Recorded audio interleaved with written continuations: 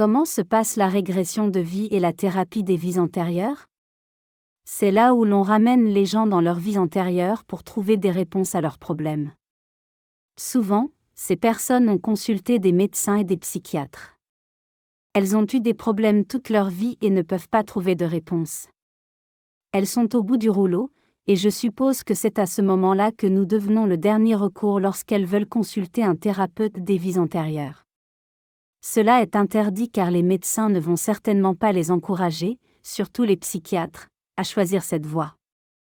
Mais la plupart du temps, la raison pour laquelle elles ne trouvent pas de réponse est parce qu'elles se concentrent sur cette vie. Après des années d'essais, les réponses ne sont pas dans cette vie car avec la réincarnation, nous revenons ensemble. Beaucoup de choses qui nous sont arrivées dans d'autres vies se poursuivent dans cette vie. Nous pouvons avoir des superpositions, des effets résiduels, des choses qui persistent, déposées dans cette vie, créant des problèmes provenant d'une autre époque. Cela peut être très traumatisant pour l'inconscient et se prolonger dans cette vie, comme des phobies, des allergies. Ce serait facile à comprendre si vous avez peur de l'eau, peur des hauteurs, peur du feu. Vous pouvez voir que vous pourriez remonter à la manière dont la personne est morte dans une autre vie, et cela provoque le traumatisme qui continue dans celle-ci. Ce sont des choses avec lesquelles je travaille car j'ai découvert que les réponses sont là. J'ai découvert beaucoup de choses que la plupart des gens ne réalisent même pas. Permettez-moi de revenir au début et d'expliquer comment j'en suis arrivé là. J'ai en fait commencé à m'intéresser à l'hypnose il y a 40 ans, à la fin des années 1960. C'était il y a longtemps. À cette époque, c'était ce qu'on appelait l'hypnose normale. J'aidais les gens à arrêter de fumer, à perdre du poids, l'utilisation normale de l'hypnose. Mon mari m'aidait à cette époque, et nous travaillions ensemble sur ces choses. À ce moment-là, il n'y avait aucun livre écrit sur la thérapie des vies antérieures, c'était simplement de l'hypnose. Mon mari était dans la marine, et nous étions stationnés au Texas. Il avait été dans la marine pendant 21 ans, y compris un service au Vietnam. Il venait de rentrer depuis 1 an ou 2.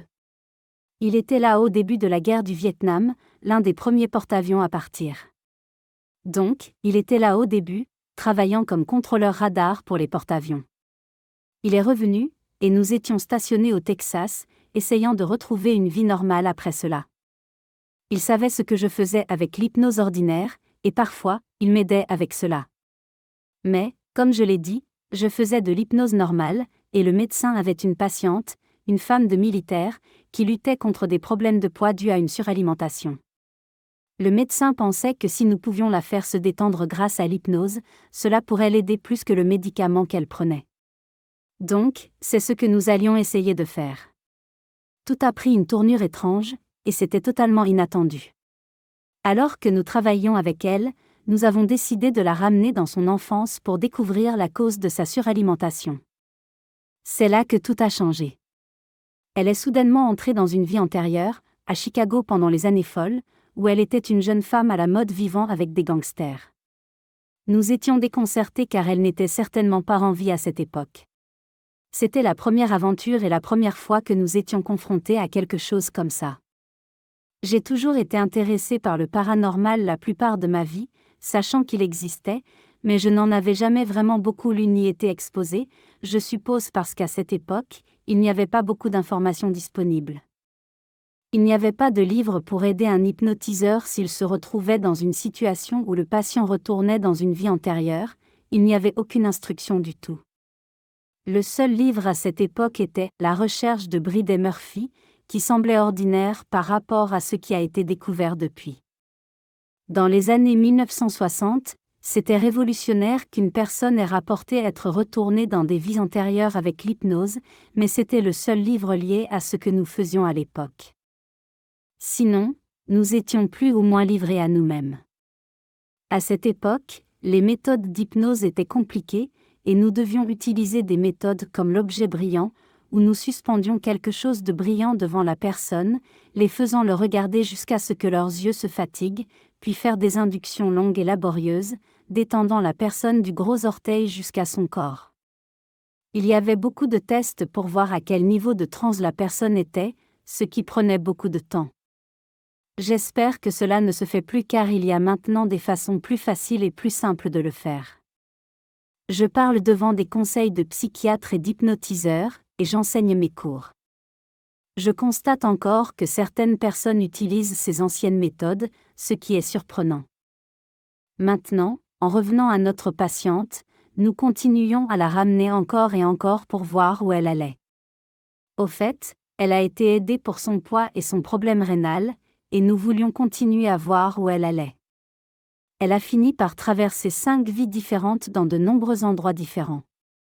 Ce n'était pas seulement Chicago, elle s'est retrouvée en Allemagne, vivant dans un château, et en Irlande en tant que femme au foyer ordinaire mariée à un cordonnier. Elle est retournée à l'endroit où elle avait été créée par Dieu, et c'était une expérience incroyable. Nous n'avions aucune expérience dans tout cela, et c'était totalement inattendu. Nous n'avions aucune instruction, donc nous écrivions nos propres règles au fur et à mesure. Tout cela a été enregistré sur l'enregistreur à bande portable de l'époque. Ceux qui le connaissent se souviendront de l'enregistreur à bande portable avec 8 à 10 grosses bobines de bande qu'il fallait mettre. Il était très lourd et difficile à soulever et à transporter, mais nous l'avions installé chez nous. Beaucoup de gens sur la base savaient ce que nous faisions, et ils se sont intéressés à cela. Nous avons protégé l'identité de la femme parce que c'était si étrange, et nous ne voulions pas affecter elle ni son mari en tant que personnel naval.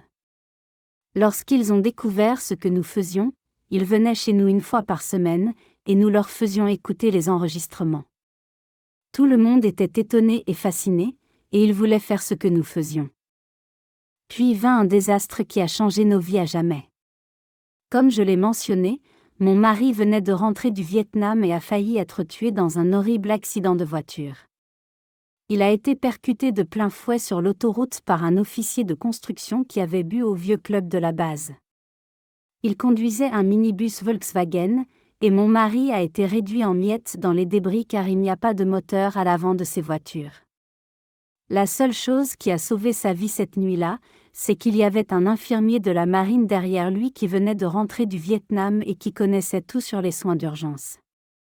Sinon, il aurait pu mourir sur place, mais l'infirmier a pu lui sauver la vie jusqu'à ce que les hélicoptères arrivent de la base. Ils avaient des camions de pompiers et ont essayé de le sortir des débris. Il a perdu tout son sang, mais ils ont réussi à l'amener à la base. Ils ont dû lui administrer du vieux sang car c'était le donneur universel, nécessaire pour remplacer tout le sang de son corps.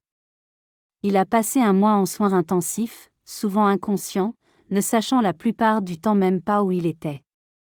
Il avait une commotion cérébrale et son visage était déchiré. C'était un horrible accident.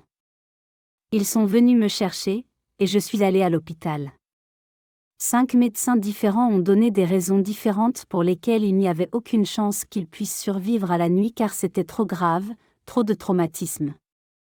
Quand je travaillais avec l'hypnose et que j'en faisais l'expérience, il n'y avait rien à propos de la fermentation de Waterbury. Nous l'avons emmenée dans le futur pour voir ce que nous ferions. Eh bien, elle nous a vus vivre à la campagne et avec des petits-enfants, que nous n'avions pas à l'époque. Nous avions une grande famille, mais aucun d'entre eux n'était encore marié, et elle était la plus grande. Cette nuit-là, avec toutes les choses différentes qui pouvaient tuer mon mari, je ne pouvais pas y croire car je savais que nous étions tombés sur quelque chose de si grand et d'important. Je devais le soulager, même si c'était étrange. Si je devais le croire, je devais tout croire. Elle nous a dit la vraie nature de Dieu et comment il était amour. Il ne devait pas mourir cette nuit-là, comment pourrait-il mourir si elle le voyait dans le futur? Donc, à chaque fois qu'ils me disaient ce qui allait arriver, je leur disais non. Il ne va pas, il va s'en sortir. Peut-être que cela arrivera, peut-être que tout ira bien. Johnny a été en soins intensifs pendant 1 mois, souvent inconscient. Ensuite, il a été dans un plâtre corporel pendant 8 mois. Pendant la plupart de l'année, il a passé à l'hôpital, dans un plâtre corporel où il ne pouvait pas bouger. Je ne peux même pas imaginer à quel point cela a dû être horrible, de ne pas pouvoir bouger. Il l'appelait le miracle car il disait qu'il n'y avait aucun moyen qu'il puisse avoir survécu à tout cela. La partie importante de tout cela que j'aime habituellement que les gens sachent, c'est que les gens sur la base savaient ce que nous faisions. Ils disaient que c'était notre punition, que Dieu nous punissait pour regarder autour des coins dans l'inconnu et pour explorer la réincarnation, considérée comme l'œuvre du diable. Donc, c'était la façon de Dieu de nous punir. Bien sûr, je ne peux que secouer la tête s'ils sont ignorants, mais je ne pouvais pas y croire. Je connaissais Dieu comme une force aimante, pas un punisseur. Les questions et le désir de trouver, ce n'était tout simplement pas la façon dont le Dieu que je connaissais agirait. Je ne pouvais pas croire que ce qui nous arrivait, aussi horrible que cela puisse être, était une punition de quelque créateur que ce soit. Après 1 an à l'hôpital, il a été libéré de la marine en tant que vétéran handicapé. Nous devions aller quelque part, alors nous avons déménagé à la campagne dans les collines de l'Arkansas. Nous avions une grande famille, et nous devions aller quelque part où nous pouvions vivre avec peu d'argent. Il a passé 25 ans en fauteuil roulant, il pouvait sortir avec des béquilles et conduire une voiture avec des commandes manuelles, mais le reste de sa vie, il était handicapé. Bien sûr, il a reconstruit sa vie, il est devenu l'officier des services aux anciens combattants du comté et était très actif en radio amateur. Mais tout notre monde a été bouleversé. Maintenant, je suis contente que nous vivions à la campagne parce que je voyage partout dans le monde et je suis dans ces villes avec tout ce trafic. Je n'aime plus ça. J'aime revenir ici où je peux recharger mes batteries en étant à la campagne, loin de ces environnements discordants. Je peux me reconstruire et recharger mes batteries. Cela s'est avéré être un endroit parfait pour vivre, mais au début, nous ne le savions pas. Nous avons simplement déménagé sans avoir à dépenser beaucoup d'argent. Tout mon travail avec l'hypnose et le voyage dans le passé avait fait quelque chose en moi, cela avait planté quelque chose que je n'oublierai jamais, que je désirais.